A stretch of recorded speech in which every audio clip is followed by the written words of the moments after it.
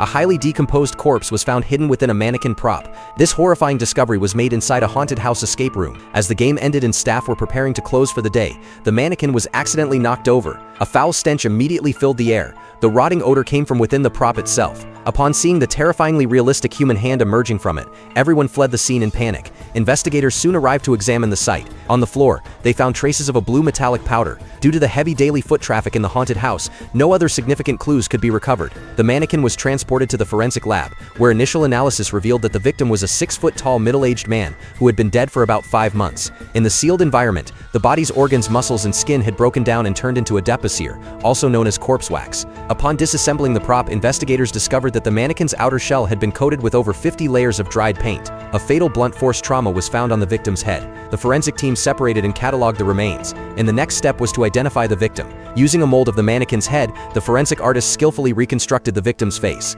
A facial recognition scan using a large database quickly identified the man as Bill, who had been reported missing by his fiancée Riley 5 months earlier. When investigators visited Bill's home to inform Riley, she appeared saddened by the news. She told detectives that their home had been vandalized around the same time Bill went missing. However, investigators noticed a man's jacket draped over a chair. Riley claimed she kept it there in memory of Bill. In the bedroom, they found the same blue powder as at the crime scene, as well as a pair of men's shoes. These suspicious items were collected as evidence. Meanwhile, the forensic lab confirmed that the mannequin's construction was highly intricate. The killer most likely completed it inside the haunted house.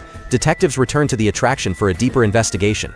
Ironically, business had been booming ever since news of the murder broke. This time, the detectives inspected the employee-only areas. Staff modelers admitted that the locks in the workshop were broken, meaning anyone could enter. One investigator noticed paint splatters on the floor that led to a small room.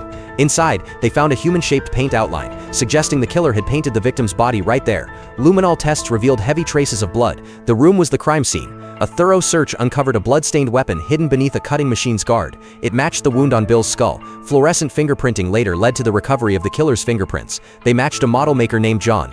While the evidence was mounting, it still wasn't conclusive. The men's shoes found at Riley's home did not match Bill's size. Lab tests were run on the shoes and clothing from the scene, and the results were shocking.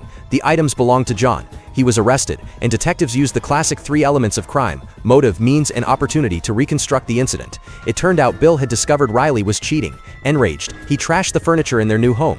Still furious, he went to the haunted house to confront her lover, John. During the altercation, John accidentally killed Bill. In a panic, not wanting to go to prison, he used his skills as a model maker to turn Bill's body into a mannequin and placed it in a corner of the haunted house. Confronted with irrefutable logic and overwhelming evidence, John confessed and was arrested.